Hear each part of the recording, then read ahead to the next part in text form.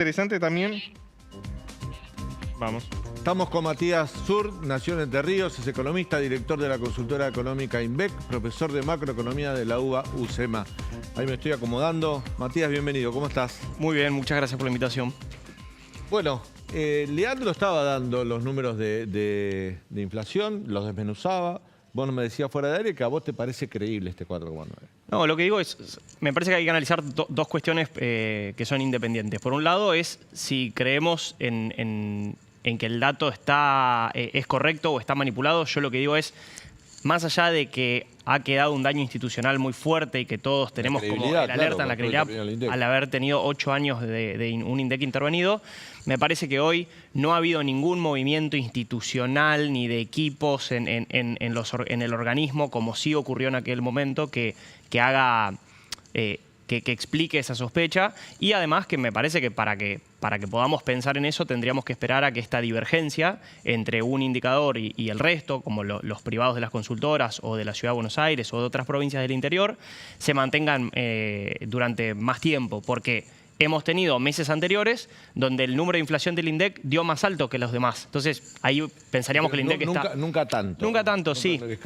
Hoy fue muy notorio, digamos, sí. 4,9 que da entre 0,8, 0,9 y 1,3. Es mucha diferencia. Sí. Pero, Matías, vos te quedó una placa por darnos, ¿no? Me parece interesante esto. A ver si la podemos mostrar, muchachos. Mostrar la evolución mes a mes, que es interesante. Yo te contaba que en febrero había sido el mes más bajo, luego noviembre. Bueno, ahora la primera vez que estamos debajo de 5 puntos desde febrero, ¿no? Así es. Y si vos ves la evolución del último semestre, vas a ver que en julio, que fue el mes justamente que renunció Martín Guzmán, tuvimos el pico de 7,4%.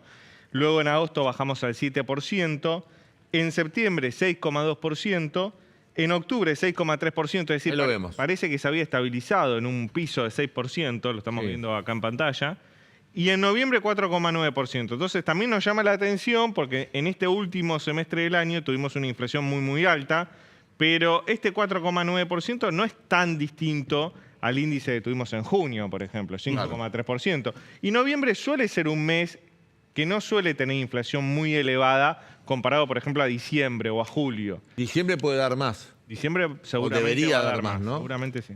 ¿Qué decís, Matías, vos? Otra cosa también para tener en cuenta y poder explicar este tipo de movimientos es que las inflaciones en Argentina y en todo el mundo, cuanto más altas son, más irregulares son o más volátiles son. Entonces, es bastante normal que se vea en una inflación que en términos anuales está bordeando el 100%, que las inflaciones mensuales puedan cambiar, como vemos ahí, 1,5 puntos o 2 puntos en pocos meses. En cambio, países que tienen mucha estabilidad, que tienen inflación anual del 3-4% anual, y bueno, la inflación mensual está siempre entre 0,1, 0,2 y no va a cambiar de ahí, e incluso se puede hacer un poquito negativa, pero el caso extremo de esto es cuando vemos un país que enfrenta una hiperinflación. Pasa de un mes de tener una inflación mensual del 20% a tener una inflación del 150% en un mes. Entonces, también es matemáticamente, digamos, posible que veamos esta volatilidad y que quizás ahora en diciembre la inflación vuelve a estar arriba del 6% y entonces, ¿qué vamos a pensar? ¿Que el INDEC se intervino solo por un mes? Me parece que no. Me parece que... A ver, los mal pensados decían, con este 4,9, diciembre te va a dar arriba del 6 y ya no llegás a los 3 dígitos anuales. Si noviembre y diciembre, los 2 meses, hubieran quedado en 6%, tampoco llegabas al 100%. Te quedaban 99%. Así que... Para mí, o sea, 98, tampoco 97, 98, 100, el problema es el mismo, digamos. Sí, totalmente. De hecho, la fotografía de los 3 dígitos era lo que el gobierno quería evitar también, ¿no? Con este 4,9, si suponemos un 6% en diciembre, la inflación te va a quedar en 96%. Que entre 96 y 100 hay 4 puntos, no hay diferencia. Y si yo creo... Yo recién les decía, una cosa es el tema de la credibilidad del dato y otra cosa es algo más yendo al terreno puramente económico, si creemos que porque se ha dado una desaceleración relativamente fuerte en un mes, esto indica una tendencia a la baja de la inflación. Y ahí rotundamente digo que no. O sea, para definir una tendencia descendente en la inflación, necesitamos ver muchos meses de reducción de la inflación y yo creo que eso no está ocurriendo porque cuando vos analizás otras variables, lo que llamamos el resto de la nominalidad de la economía, todo se está moviendo al 6% más o menos. El dólar avanza 6, las paritarias van a empezar a tener aumentos mensuales de 6, la tasa de interés del Banco Central está arriba del 6. Entonces, si todo se mueve al 6, es poco creíble que la inflación se pueda mantener por debajo del 6 por mucho tiempo. Entonces, para mí, diciembre va a venir más cerca del 6% de nuevo.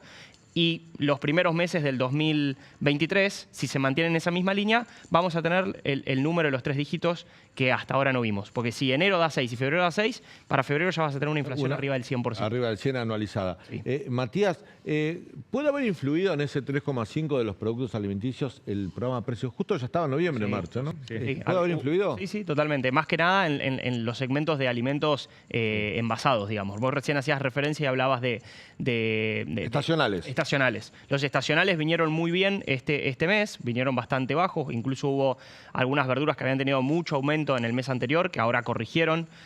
Estamos teniendo también problemas de sequía que hace que haya, Sí, claro. que haya menos... La banana oferta subió un de- 30%, pero gran parte de la banana que se consume es importada, se importa de Exactamente. Ecuador. Entonces, Y lo mismo pasa, por ejemplo, o sea, la sequía tiene al mismo tiempo efectos contradictorios. Te hace aumentar el precio del tomate y de la cebolla porque hay menos, pero te hace bajar el precio de la carne porque como los campos tienen menos pasto, las vacas tienen que venderse, inundás el mercado de Liniers, baja el precio de la carne y eso se traslada a la carnicería. Entonces, en estos momentos donde hay distintos factores que están jugando y donde tenemos una inflación tan volátil, me parece que siempre hay que preocuparse, pero hay que ver un poco más de meses para ver cómo... Hubo otra decisión hoy, que fue la del Banco Central, de mantener Sí. las tasas de interés, pese a este dato, entre comillas, alentador de inflación. ¿Cómo evaluás esa decisión? Bueno, yo creo que esta es la clave de acá al futuro.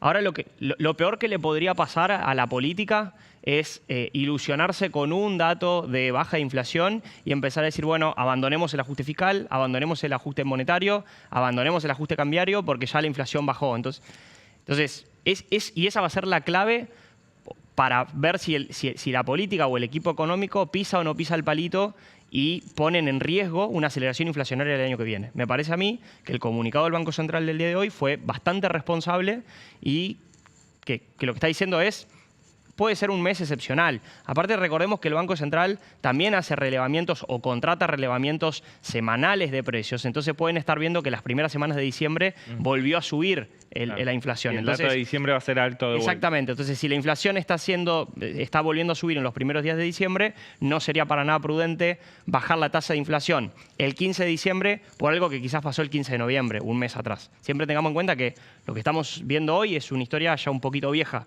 en términos de precios. Entonces, me parece prudente y responsable lo que hizo el Banco Central de mantener la dureza monetaria.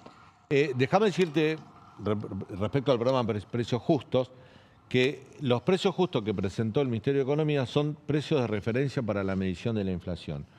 La realidad te indica dos cosas. Yo soy el de la mala noticia o del mal pensado.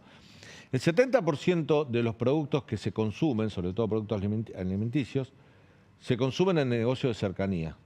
Supermercados chinos, autoservicios, almacenes, negocios de barrio. No en las cadenas de supermercados que ingresaron al programa de Precios Justos. O sea, el 70% de lo que se consume no está dentro del programa de Precios Justos.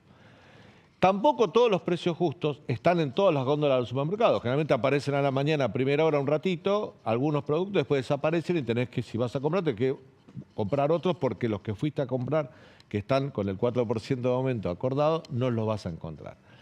Entonces te termina sirviendo ese indicador de precio para dibujar un número. Dibujarlo lo digo con respeto, pero para tener un número inflacionario, pero no representa la realidad para el consumidor. Bueno, ahí sí creo que podemos estar un poco más de acuerdo. De hecho, el INDEC informa, así como informa la inflación todos los meses, informa qué proporción de la canasta que el INDEC mide está bajo algún acuerdo de precios. Y eso es algo que también nosotros miramos con atención, porque si ese indicador está subiendo es como que el IPC del INDEC está como cada vez más sucio, podríamos decirlo. Así que eso sí es un dato a monitorear y no es un caso de manipulación. No, Pero porque los te precios puede están, explicar- pero no demuestran la realidad del acceso al Exactamente, consumidor. El exactamente. consumidor está pagando otro precio, pero el INDEC me mide con un precio que existe, pero que no todos tienen acceso a él por las razones del lugar donde consume y porque en los lugares donde está acordado el producto es escaso. Completamente de acuerdo. Pero ahí, en definitiva, lo que podría llegar a tener, o lo más preocupante, podría ser un rezago en la correcta medición de la inflación. Porque lo que va a pasar, si los alimentos no controlados suben 6 por mes y los controlados suben 3, Bueno, es algo que va a pasar un par de meses, pero las industrias o los sectores que están bajo ese acuerdo de precios no van a poder sostenerse en el tiempo con costos salariales, costos de tarifas y otros costos subiendo permanentemente y manteniendo un control de precios. Y es por eso los controles de precios no sirven como política antiinflacionaria. Entonces, en definitiva, lo que vamos a ver ahí, si eso está pasando, es que en algunos meses los productos que hoy están bajo acuerdo de precios, cuando ese acuerdo de precios se termine, ya sea porque este gobierno decide terminarlo, por problemas de escasez o porque hay un cambio de gobierno y el próximo gobierno dice esto no es una herramienta válida, vamos a tener como una especie de catch-up donde esos precios más atrasados van a ir a alcanzar a los precios y va a haber un realineamiento de precios relativos. Matías, el año ya está jugado. Sí. 2023 es un año que tenés sequía y eso te pega en las reservas del Banco Central. Vas a tener una inflación similar a la de este año más alta. No hay exportaciones grandes en enero y febrero, ¿no? Del sector agropecuario. Así es. No tenés grandes exportaciones. Tenés que llegar hasta abril para la cosecha gruesa y tenés sequía. Hay un contexto global de que el mundo está entrando en recesión, o por lo menos hay un temor de que eso suceda. Tenés elecciones en Argentina y por elecciones no me refiero solo a lo que el gobierno pueda hacer para ganar las elecciones, sino a las decisiones que toman todos los agentes económicos. ¿Qué hago? ¿Liquido divisas o no? ¿Qué hago? ¿Remarco precios o no? ¿Qué hago? ¿Me voy al dólar o no antes de las elecciones? ¿Es una especie de tormenta perfecta la de 2023? Está más pesimista que yo, Leandro. Va a ser un año complicado. No sé si hemos tenido tantas tormentas perfectas que uno ahora ya no sabe en qué escala ponerlo, ¿no? Pero sí, va a ser un año complicado porque desde mi punto de vista este número de 4,9 es momentáneo y la tendencia va a volver más cercana a un 6%. O sea que entras al año 2023 con una inflación inercial que te lleva al 100 anual. Entonces, creo yo que si el equipo económico lograra mantenerse en 100%, sería ya un escenario optimista, que no se le vuelva a acelerar. Recordemos que hoy... Dos cosas. Primero, este 4,9 todos sospechamos y decimos, no, qué bajo que parece. 4,9 es una inflación anualizada de 78%. Si hace 6 meses nos decían que la inflación de 78 nos iba a parecer baja, no lo podíamos creer. Esto también explica cómo la sociedad ya cambió y la economía cambió y estamos en un nuevo régimen inflacionario. Estamos en un régimen inflacionario tan alto que 78 nos parece bajo o nos parece dudoso. Claro. Entonces, eso explica también cómo ya cambió el comportamiento de empresarios, de sindicalistas, del propio gobierno, de los trabajadores. Entonces, eso por un lado. Me parece que vamos a volver más a una inflación inercial del 100%. Y esa inflación inercial del 100% se enfrenta a distintos riesgos que la pueden hacer gatillar rápidamente a valores más altos, 120, 140, 150. Vos recién marcabas y el tema del dólar, que va a ser clave, digamos. Si vos llegás a tener un salto devaluatorio muy abrupto, por algún motivo, entonces la inflación de 100 va a subir. ¿Cuáles son los motivos que hoy al gobierno más preocupan? Y a nosotros como analistas, en primer lugar, el tema de la sequía. Si la oferta de dólares el año que viene, la de trigo ya viene muy mal, le van a entrar al país 60% menos de dólares que lo que le entraron en la campaña del trigo del año pasado, entre diciembre y enero. En este momento ya están entrando, y enero. Y la de soja y maíz todavía se está sembrando, pero la siembra viene muy demorada, las condiciones están muy negativas en los suelos y probablemente tengas una caída ahí también. Y a partir de mayo-junio tenés un segundo factor con respecto al balance de dólares que te empieza a jugar en contra, que es que le tenés que empezar a pagar por primera vez algo al FMI. Hasta ahora el FMI te desembolsaba 10 y pagaba 5. Entonces te quedaba siempre un neto positivo. El fondo, hasta el momento, desde el último acuerdo firmado por Guzmán en marzo, te venía dando plata a vos, no vos al fondo. A partir de mayo, Argentina en cada desembolso tiene que pagarle más de lo que recibe. Entonces la cuenta con el fondo se hace negativa y por lo tanto vas a tener una fuente más de caída de reservas. Puede ser negociable eso. Sí, puede ser negociable porque yo creo que el Fondo Monetario está muy flexible. Sí, está culposo también. Quiere llegar a diciembre. Exactamente. Sí, pero en el escenario base es un tema a tener en cuenta. Sequía y se te da vuelta el signo del fondo son dos elementos que van a jugar en contra en el balance de dólares y que te pueden presionar o una devaluación oficial o si el gobierno inventa algún parche para evitar, como lo está haciendo hasta el momento, una ampliación de la brecha cambiaria que ya vimos que tiene efectos inflacionarios.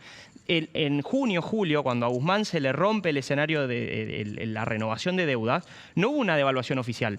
La inflación que vos recién mostrabas, que saltó de principio de año de 3, 4% a 7%, fue por expectativa devaluatoria que te la marcaba la brecha y el contado con liqui y el blue.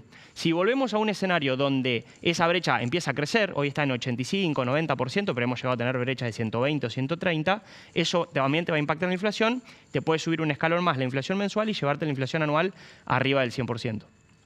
El año que viene, hay algo que no dijiste, es un dato, diste indicadores económicos y expectativas y escenarios económicos que son absolutamente esperables y lo fundamentaste bien.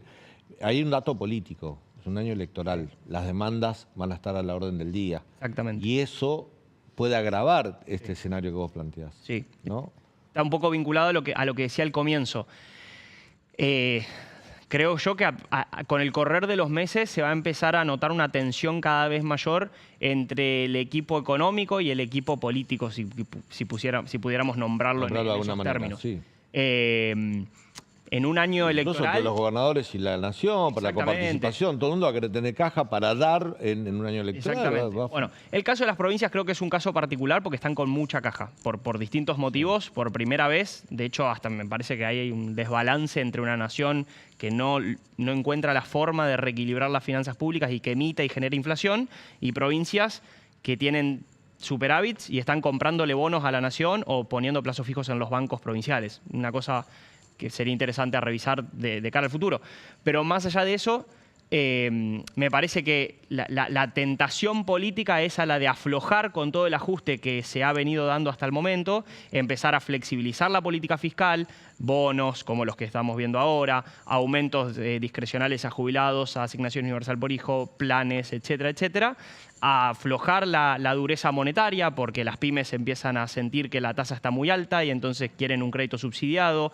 Bueno, va a empezar a haber tensiones y presiones de distintos sectores que puede quebrarle la muñeca, digamos, al equipo económico que hasta hoy está bastante duro para lo que veníamos viendo en el equipo, en la gestión de Guzmán, y eso puede desatar una mayor inestabilidad. O sea, el desafío del equipo económico es explicarle a la política que quizás es más conveniente mantenerse cauto que no aflojar y salir a tirar dinero a la calle, porque eso puede acelerar más la inflación. Matías, muchísimas gracias. Gracias a Un ustedes. gusto tenerte en el programa. Bueno, nos vamos, Lean. Nos vamos. ¿Estás bien?